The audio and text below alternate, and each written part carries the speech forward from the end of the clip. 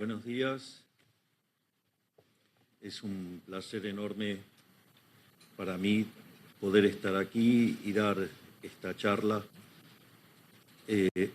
No tengo para ver, poneme un contador de tiempo así no me excedo.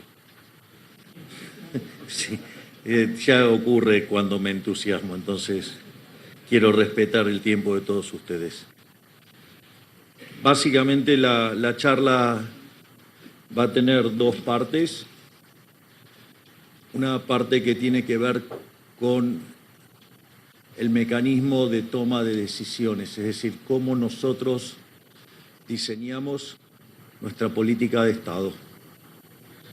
Recientemente he estado presentando esta idea y que básicamente va a estar plasmada en mi próximo libro que se llama La moral como política de Estado.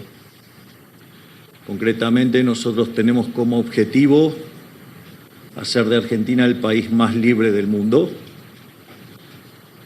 pero la forma de alcanzar los objetivos que le planteo a cada uno de mis ministros, y ellos están aquí y pueden dar cuenta de ello, es que no todos los instrumentos de política son aceptables. Es decir, hay restricciones morales. Porque cuando en realidad uno hace lo que es justo, la economía prospera. Sin embargo, cuando uno, por conseguir algún resultado de corto plazo, aplica medidas que son injustas, eso tarde o temprano termina mal. Básicamente, este esquema analítico lo que hace es establecer un orden de mérito. En primer lugar, nosotros ponemos los valores éticos y morales. O sea, cuando hablo de los valores éticos y morales y que hacen a lo que nosotros llamamos Occidente y que es responsable de la mayor hazaña civilizatoria de la historia de la humanidad, básicamente significan 4 pilares. Un pilar basado en la filosofía griega, el derecho romano, la rectitud de los estoicos y los valores judeocristianos. Es decir, determinar qué es lo que está bien y qué es lo que está mal. Es decir, hay límites al relativismo moral, pero hay cosas que no se pueden violar. Nosotros como liberales, esa barrera está dada por lo que se conocen como los derechos naturales, que es el derecho a la vida, a la libertad y el derecho derivado de esa libertad y la propiedad sobre su propio cuerpo es la propiedad privada y los intercambios libres. Y ese conjunto de derechos sumados al principio de no agresión da como resultado que el sistema capitalista de libre empresa no solo que es más eficiente, sino que además ese sistema es justo.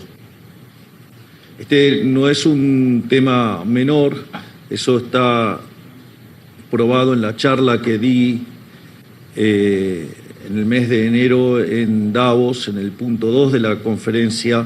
Justamente lo que pruebo es que el sistema capitalista de libre empresa es más eficiente. Hay un libro maravilloso de Israel Kirzner que se llama Creatividad, Capitalismo y Justicia Distributiva, y el planteo que hace Israel Kirzner es muy bueno porque dice, si bien los socialistas modernos reconocen que el sistema capitalista es más productivo, lo tachan de injusto. Bueno, el argumento nuestro, y es más, el propio Israel Kirzner dice, y si tuvieran razón, y si esto fuera cierto, el sistema no valdría la pena ser defendido por injusto. Israel Kirzner en ese punto, como ha hecho Murray Rothbard en otro trabajo, básicamente lo que, y se encuentra en ese punto que hago en la charla de Davos, es no solo que el sistema es más eficiente, sino que además es justo. Es decir, el sistema vale la pena ser defendido porque es justo. La segunda dimensión del análisis tiene que ver con la eficiencia, pero en el orden de mérito está por debajo de lo que son los valores éticos y morales. Y ahí, digamos, está la discusión de la eficiencia estática, y ahí hay dos planteos para hacer. Eso también lo hago en la charla de Davos.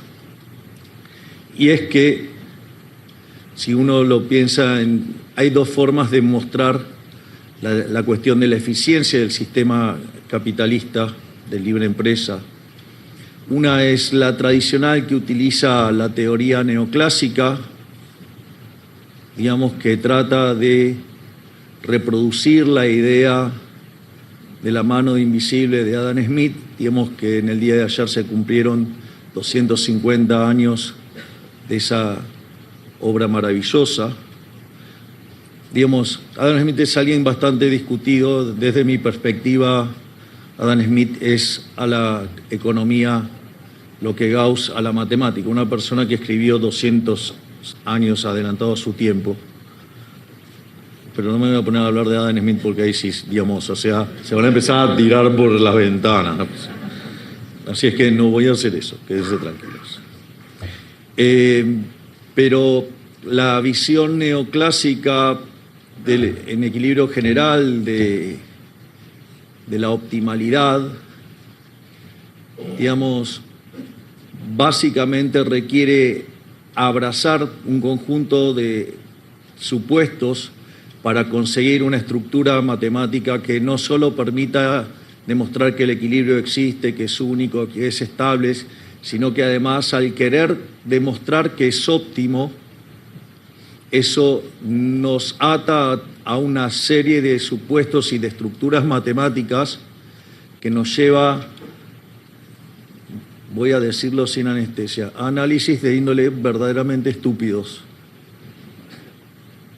a punto tal que en algún lugar los economistas nos volvimos locos, y que cuando el modelo no mapea con la realidad, lo que haría cualquier persona, digamos, supongan que ustedes se enfrentan a un analista y traen un modelo que puede ser muy lindo estéticamente, pero no mapea la realidad. ¿Qué harían? Bueno, cualquier persona razonable le diría al analista: tira ese modelo y trae uno que funcione. No, eso para los economistas es una herejía. Es decir, en realidad, cuando la realidad no mapea con el modelo, lo llamamos fallo de mercado, y algo que verdaderamente es un disparate. Y todo deriva de que no mapea la estructura topológica con la que nosotros queremos demostrar un máximo. En ese sentido, en la parte 3 de la charla que di en Davos, básicamente repliqué la demostración que hace Hans Gemma Hoppe, que demuestra la optimalidad del equilibrio de capitalista de libre empresa, pero lo hace mediante la lógica. Y al hacerlo mediante la lógica, no solo consigue el mismo resultado de optimalidad, sino que evita toda esa cuestión fantasmagórica de los fallos de mercado, que son lo que después dan lugar a las regulaciones que destruyen el crecimiento económico. Y obviamente que cuando ustedes obran acorde a valores morales, este nivel de la eficiencia económica queda mapeado, y uno puede pasar al tercer nivel analítico, que es el que suele usar la política, que es el cálculo electoralista, donde se pondera quién gana, quién pierde, se saca la cuenta en términos de votos, y así se toman las decisiones. Obviamente que desde nuestro punto de vista, digamos, cuando el mecanismo se toma desde atrás hacia adelante, que es el opuesto al que nosotros planteamos, en general suele terminar mal. Digamos, cuando la política es justa, la moral, la eficiencia y el utilitarismo políticos van de la mano. En cambio, cuando hay tensión significa que esa política es injusta. Y si ustedes llevan a cabo una política injusta, tarde o temprano va a terminar mal. Dado este marco analítico con el que nosotros pensamos estos temas, me voy a tomar literalmente 5 minutos para explicar las recientes discusiones que hemos tenido en Argentina y que básicamente algún trasnochado quiso mostrar como que nosotros somos antiempresa. Verdaderamente algo que nunca se me hubiera ocurrido, digamos, que fuera el ataque a un liberal. Pero bueno, digamos, tenemos enfrente gente mala, pero además creativa, para el mal.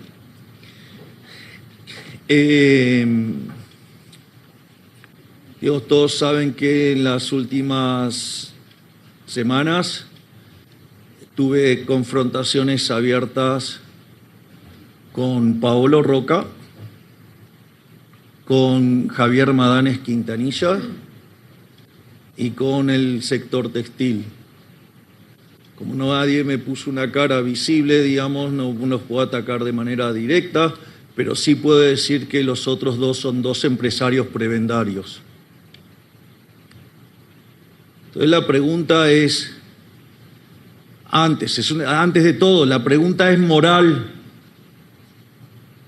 Yo quisiera saber cuántos de acá están dispuestos a aceptar que se les cercene la libertad a los individuos. ¿Quiénes están en contra de que seamos libres de elegir el producto que se nos dé la gana? Parece que nadie. La otra pregunta es, ¿quiénes están a favor del robo?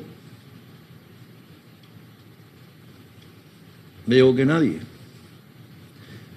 Dios, después no sea que Dios atacó a Roca y a Madanes.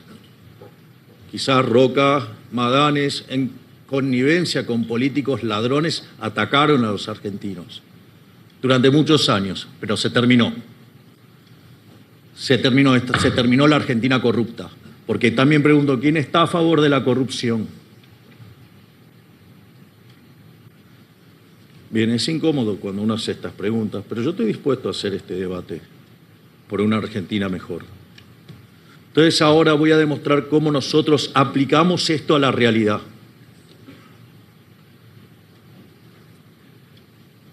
¿Qué podría hacer un político populista? Un político populista claramente podría abrir las importaciones, podría abrir el comercio. Porque básicamente si abre el comercio implica tener bienes de mejor calidad a un mejor precio. Eso va a beneficiar a millones de argentinos y claramente va a perjudicar a Roca, a Madanes y a sus trabajadores. El político utilitarista saca la cuenta, dice, ok, abro. Es importante tomar esto. La segunda cuestión es una cuestión de eficiencia, si la apertura es eficiente o no. Claramente, si los neumáticos costaban $100 y el político pone una pared enorme para que no se pueda importar neumáticos y hay que pagar los 400, eso es un problema claramente en varias dimensiones. Hay un problema asignativo, están distorsionando los precios relativos y están produciendo algo que no deberían estar produciendo. Claramente, si ustedes abren, digamos, ahora van a poder comprar a 100 y se van a estar ahorrando 300. Es cierto que ese sector va a desaparecer, va a ir a pérdida si no se reconvierte y por ende desaparece.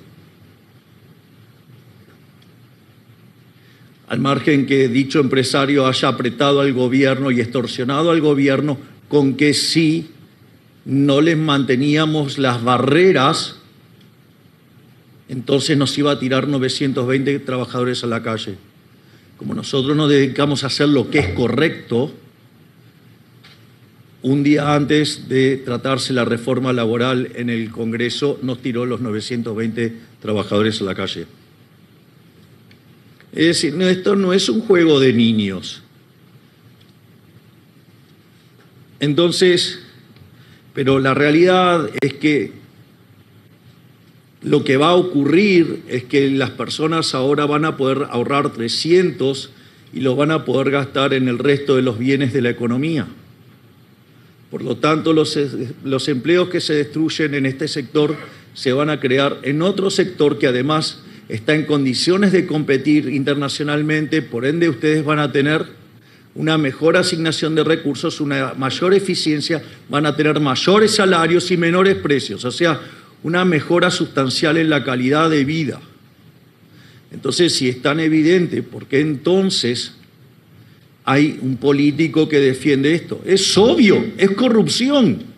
Si la mejor cuenta es que la eficiencia fluya y que básicamente, digamos, estén bien 48 millones de argentinos. Entonces la pregunta claramente, si no lo hace, siendo que le convendría aún políticamente, ¿por qué sigue sosteniendo ese sistema? Porque sostienen la corrupción. Los Kirchner, cuando insultaban a Roca, no lo insultaban porque lo odiaran per se, sino que lo insultaban porque estaban negociando la coima. Por eso se pudo pagar $4.000 la tonelada de tubo de acero y hoy cuesta 1.400. Cuando yo me peleo por el bienestar de los argentinos. Esa es la diferencia. Y obviamente uno podría tener que una política podría ser, digamos, utilitarista en lo político, eficiente en lo económico, pero aún así ser injusta, y si fuera injusta no debería ser defendida. Pero lo más interesante de esta política, que además es justa, porque si yo me gano mi dinero honestamente, perdón el slang que voy a utilizar, pero ¿quién carajo es el político para decir en qué lo puedo gastar y en qué no? Es decir, es un cercenamiento en la libertad. Es no permitir que yo disponga de mi propiedad como se me da la gana. Y si la consecuencia de eso es una barrera comercial que no me permite que ese producto ingrese y termino pagando una torta de dinero, digamos $400 la rueda, cuando en realidad vale 100, eso es un robo. Y obviamente ese robo solamente puede ocurrir porque lo permite la violencia del Estado. Consecuentemente, no lo hace gratis, digamos, o acaso se creen que en el Estado hay ángeles. Descubren entonces que pueden ir asociados en saquear a una sociedad. Por eso, desde que se aplicó este modelo en la Argentina, de ser uno de los países más ricos del mundo, cuando llegamos nosotros estábamos abajo de la mitad de la tabla, camino a ser Cuba con escala en Venezuela. Yo no quiero eso para la Argentina. Pero no lo quiero básicamente porque es injusto. Entonces, si yo les devuelvo la libertad a los argentinos, que puedan disponer libremente de sus ingresos, obviamente van a asignar los recursos donde les conviene más. Entonces van a pagar los neumáticos más baratos, quedarán dinero disponible y lo gastará en otros bienes, con lo cual va a haber eficiencia económica. Eso va a implicar que los salarios sean más altos porque los trabajadores van a sectores más productivos y al mismo tiempo pagan bienes más baratos, es decir, aumentan los salarios reales, aumenta el bienestar y en el medio hay menos corrupción encima, hay menos robo, hay más libertad y se benefician 48 millones de personas. Es decir, que esa política es justa porque básicamente está alineada con nuestros valores morales, está alineada con la eficiencia económica y está alineada con el utilitarismo político. Y ese es el criterio con el cual nosotros tomamos decisiones. Nuestras decisiones están sostenidas sobre lo que es justo.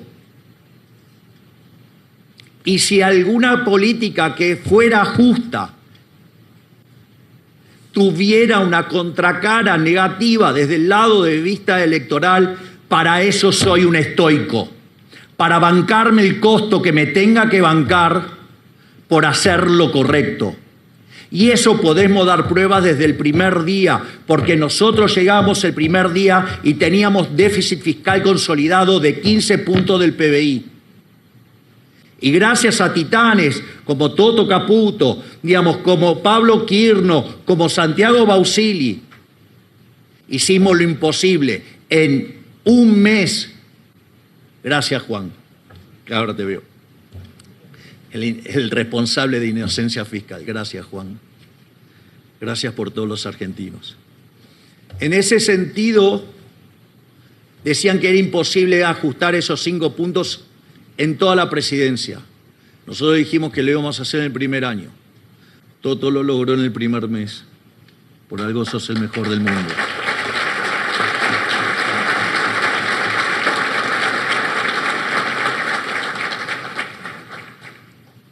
Todo el mundo fingía demencia con el déficit cuasi fiscal. Sin embargo, Santiago Bausili y Pablo Quirno lo arreglaron en 6 meses.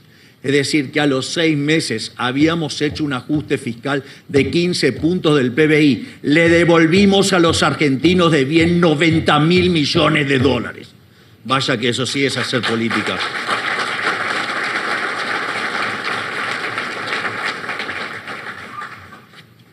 Por lo tanto, ¿y qué hubiera dicho la otra parte de la biblioteca? ¿Cómo vas a ajustar así? Se te va a derrumbar la actividad económica, te van a arrasar en las elecciones, te van a destruir la popularidad. Bueno, creo que tuvimos una elección bastante exitosa.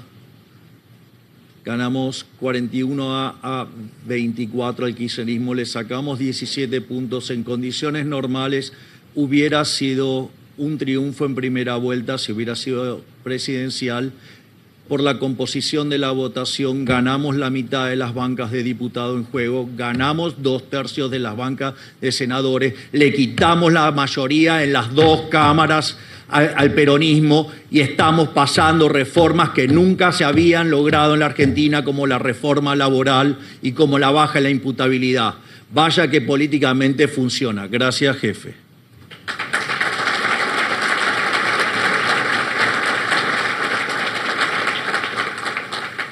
Pero más allá de todo eso, el motivo de esto ahora, digo, al margen de todas estas cosas, que puedo desarrollar y ampliar todo lo que quieran, pero no los quiero aburrir, les voy a explicar por qué Argentina es un excelente caso de negocios.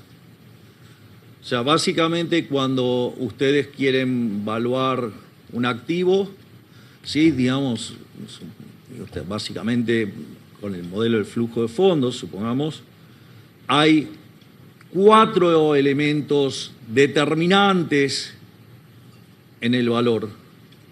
Uno es la capacidad de generar fondos. Y después está la capacidad de generar crecimiento. Está los impuestos y está la tasa de interés. Entonces, respecto a la capacidad de generar caja, o sea, si hay negocios, o sea, digo, hay negocios, y la verdad que sí hay negocios, y hay negocios que vienen fuertes. Uno de los negocios que está trabajando de manera muy fuerte, digamos, y lo veo a Marcelo, y lo veo a Alejandro, y lo veo a Horacio, que me da mucho placer verlos, es todo lo que tiene que ver con petróleo, gas y energía nuclear. Es decir, es algo que, digamos, dejó de ser un sueño, dejó de ser una hipótesis. Digamos, pasamos de ser importadores netos de energía y hoy somos exportadores netos. frente a un shock que asumo transitorio de lo que está ocurriendo en el mundo, porque no tengo duda que los buenos vamos a ganar. En ese sentido, aún en esta coyuntura transitoria, digamos, Argentina le mejora los términos de intercambio, por lo tanto, Argentina, hacer las cosas bien paga. Tenemos equilibrio fiscal, digamos, nuestras cuentas externas se van a favorecer por el cambio transitorio de los términos de intercambio, por lo tanto, prepárate, Santiago, porque te van a salir los dólares por las orejas. Que no se vayan a inflación, por favor. O sea, cuidado cómo los compras. Ya saben que si fuera por mí, pero bueno, pero no me voy a meter, digo, es una cuestión de independencia de cosas.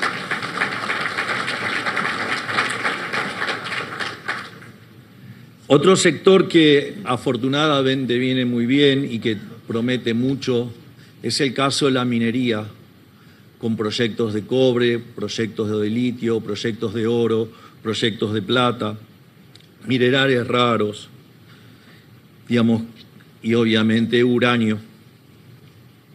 Naturalmente siempre está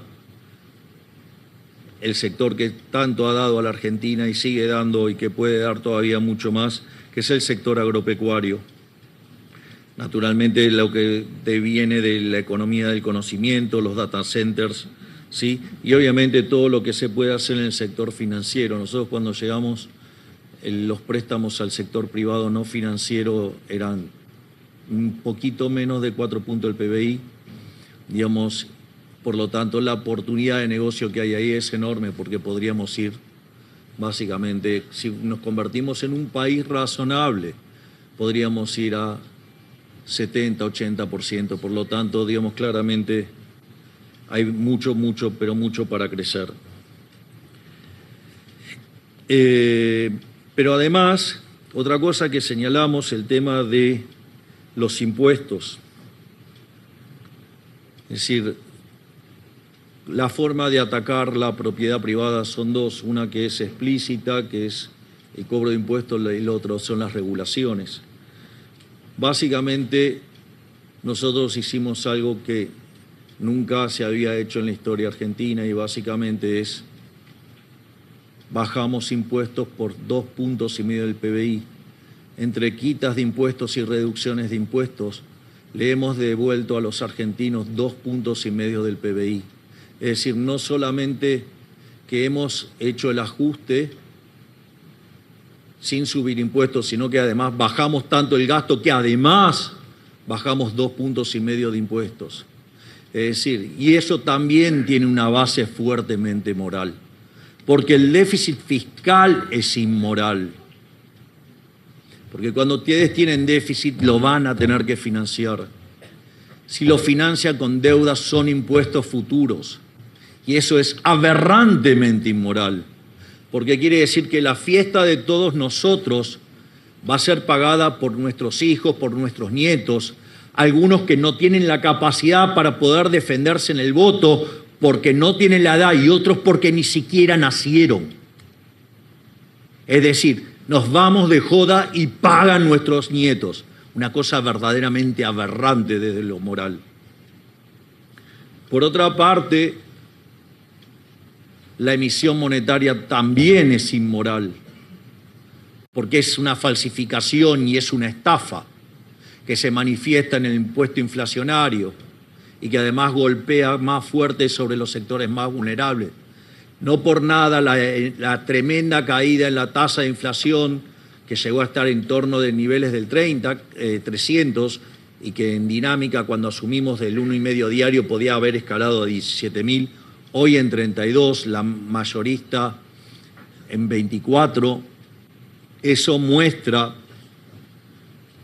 que es una política pro pobre, porque en el medio sacamos a cerca de 15 millones de personas de la pobreza. Es decir, los desalmados del libre mercado bajaron la pobreza en 27 puntos porcentuales al nivel más bajo de los últimos 9 años.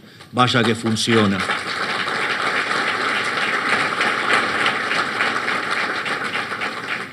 Además, digamos, acorde al plan fiscal que tiene armado Toto, podríamos, no solo que hemos bajado la deuda en 50.000 millones de dólares, sino que además en el plan que tiene Toto, si llegáramos al año 2031, podríamos estar devolviéndole a los argentinos de bien 500.000 millones de dólares, es decir, más de lo que hoy debemos.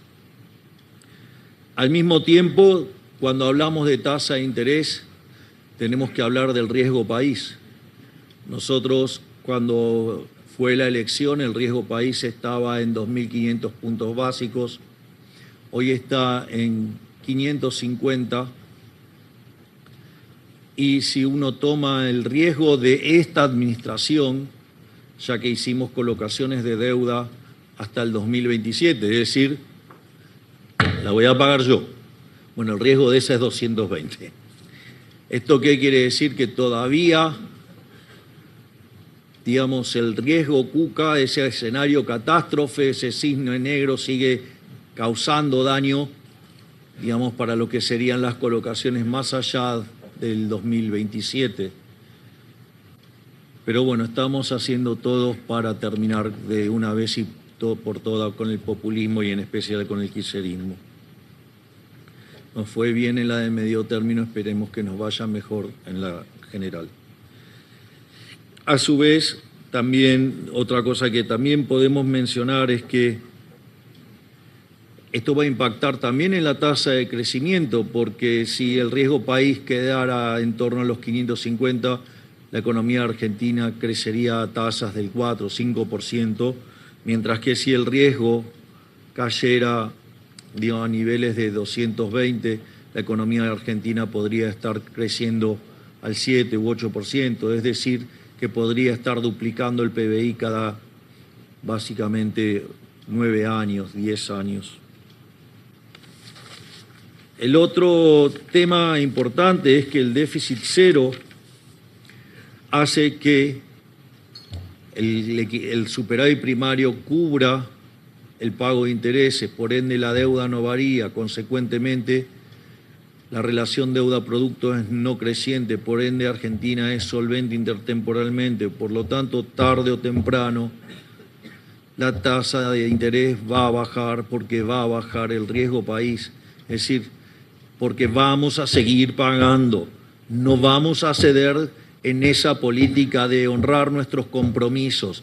Hemos hecho un culto del derecho de propiedad, hemos logrado hacer una estabilización exitosa sin tener que expropiar a nadie con Plan Bonex, Corralitos o cualquiera de esas aberraciones que se hicieron en el pasado. Todo lo que hicimos lo hicimos respetando el derecho de propiedad. Y si se respeta el derecho de propiedad, las deudas se pagan.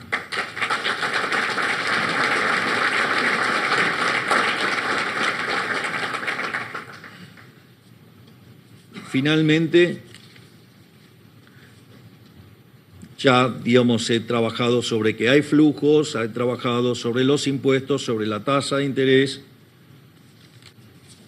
Entonces, solamente ahora me queda hablar de lo que son para nosotros los tres motores del crecimiento. El primer motor de crecimiento que me gusta mencionar a mí siempre de manera enfática es el que está a cargo del coloso de Federico Sturzenegger. En materia de libertad económica, cuando llegamos, estábamos en el Heritage Foundation, estábamos en 146. Hemos mejorado 40 puntos. Salvo en casos donde hubo desastres y, digamos, arrasaron todo y que hubo que hacer todo de nuevo, es la mejora más fuerte de la historia del índice. Y les voy a decir algo, no nos vamos a quedar tranquilos en el puesto 106. Vamos a seguir avanzando en las reformas. Hemos planteado para este año 10 reformas por ministerio. Es decir, que vamos a tirar 10 paquetes de reformas por cada ministerio, es decir, 90 paquetes de reformas le vamos a llevar al Congreso para continuar haciendo más libre a la Argentina y por ende lograr que Argentina sea grande nuevamente. En este sentido también yo suelo nombrar al Ministerio de Federico como el Ministerio de los Rendimientos Crecientes. Cuando ustedes miran la historia del crecimiento económico y el PBI per cápita, en cualquier libro de crecimiento arranca con las bases de Angus Madison y lo que se llama el palo de hockey. Es decir, está, digamos, la condición natural del hombre hasta la llegada de la revolución industrial era la pobreza. Sin embargo, algo cambió y a partir de ahí apareció que el PBI per cápita se multiplicó más de 15 veces en un contexto donde la población se multiplicó por 10. Es decir, que Adam Smith con la fábrica de alfileres fue el que la vio primero. Y en ese contexto, cuando ustedes miran la estructura de la función de producción, si ustedes trabajan con rendimientos constantes a escala, eso lo que hace es que ustedes no puedan generar crecimiento. Ahora, si ustedes tienen rendimientos crecientes, eso un neoclásico lo llamará estructura no convexa, digamos, o en términos coloquiales, alguna estructura de mercado concentrada, el más polar sería el monopolio. ¿Y qué se le ocurre al político? Regular. Cuando regula, mata los rendimientos crecientes. Y cuando mata los rendimientos crecientes, mata el crecimiento económico. ¿Quieren ver un ejemplo? Miren Europa, hiperrecontra regulada hasta la médula. Es imposible que crezca.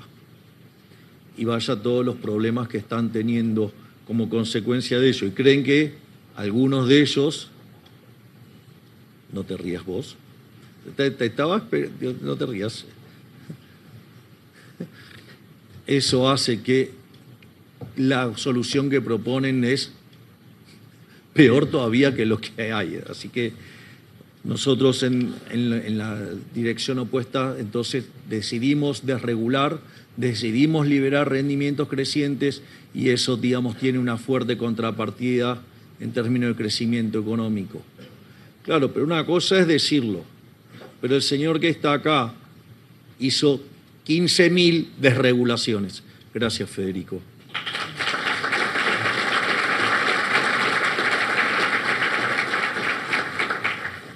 Por otra parte, algo que es muy importante en materia de crecimiento económico es el capital humano.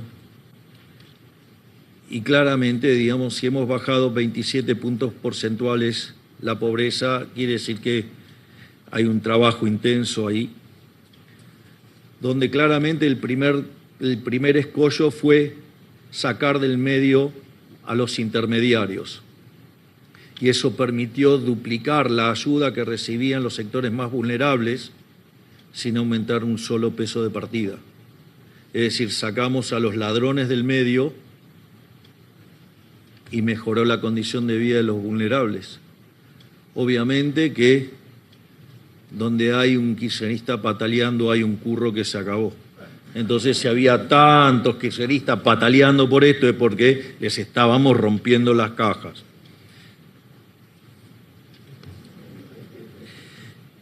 El Ministerio de Capital Humano lo que trata de hacer es vincular el tema de niñez y familia, entendiendo que la primera formación es la familia. Obviamente que esto tiene que estar complementado con el trabajo que se hace desde salud. Gracias, Mario, que estás acá. Y obviamente que cuando uno, digamos, el niño recibe la contención que corresponde en el seno familiar y además tiene salud, eso permite que ingrese al sistema educativo y pueda formarse de la manera correcta para poder desempeñarse bien. Y obviamente, una vez que se termina el proceso de educación, se pasa a la inserción laboral. Por eso también es tan importante la ley de modernización laboral. Digo, primero porque está claro que la anterior no funcionaba, les rompe los ojos. Digo, no sé, pueden hacer la discusión teórica que se le dé la gana, no sé, el papel resiste cualquier estupidez. Pero la verdad es que la mitad del mercado estaba en el segmento informal. ¿Qué parte no se entiende? Que eso no funcionaba. Pero además dejaba afuera a los jóvenes, es decir, por eso, digamos, además la anatomía del desempleo. Entonces, una parte importante es la ley de modernización laboral para que aquellos que culminan su proceso de aprendizaje básico puedan insertarse en el mercado laboral, y para aquellos que están fuera del mercado laboral también puedan ingresar en el mercado laboral. Y también es muy importante porque si nosotros estamos tanto generando reformas y promoviendo el progreso tecnológico, bueno, les voy a decir algo, el progreso tecnológico no es óptimo de Pareto, por eso detesto el óptimo de Pareto. Prefiero quedarme con el progreso tecnológico y no con un problema de estructura matemática en la cabeza de un economista. Porque claramente, digamos, el día que Edison inventó la lamparita, ¿sabe qué? Bueno, digamos, los fabricantes de velas no estaban muy contentos. Pero, digamos, no estamos iluminándonos con velas, no llegamos hasta acá arriba con las velas, ¿eh? Así es que me parece que esta reunión da muestra de que no somos partidarios de las velas, sino que, digamos, nos gustan todos estos progresos tecnológicos. Y obviamente eso requiere que los recursos se reasignen. Entonces, la única forma para que ustedes esto no se manifieste en un problema, necesitan que el mercado laboral sea flexible, tal que permita reasignar los recursos rápidamente y de esa manera se minimice el dolor social cuando se produce algún cambio que produce reasignaciones de recursos. Que además, digamos, sería transitorio, digamos, dada la mejora. Y el otro tema es el de la apertura. Obviamente que aquellos países que son más abiertos tienen un PBI per cápita 9 veces más grande. Y Argentina es, dado su nivel de ingreso, el país más cerrado del mundo. El coeficiente de apertura de Argentina es de 28%, cuando, dado el ingreso que tiene, debería ser 93%. ¿De qué apertura indiscriminada me hablan? Cuando hablan de apertura indiscriminada, son una manga de... Bueno, pónganle en el subtítulo. Yo lo pienso y ustedes se lo imaginan, que están reclamando por cazar en el zoológico. Es decir, no hay que darle tiempo. Sí, el argumento de la industria infante. El infante tiene 80 años. Más tiempo. Pero esto solamente pudo ser sostenido porque del otro lado estaba el aparato represivo del Estado. Y me temo que eso no lo hicieron gratis, porque lo que les convenía era abrir la economía y eso hubiera generado más bienestar y más votos, y sin embargo no lo hacían, con lo cual el principio de revelación dice que aquellos que defienden la industria nacional son unos chorros.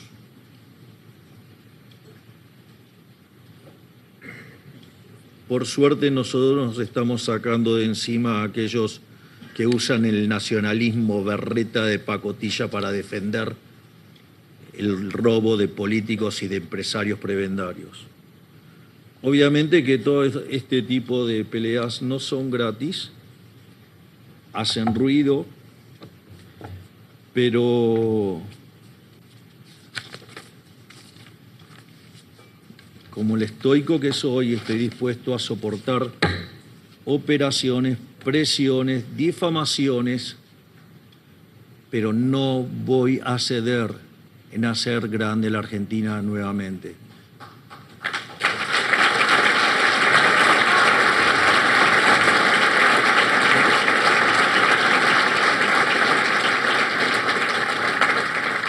Por lo tanto, que Dios bendiga a los argentinos, que las fuerzas del cielo nos acompañen y ¡viva la libertad, carajo! Muchas gracias.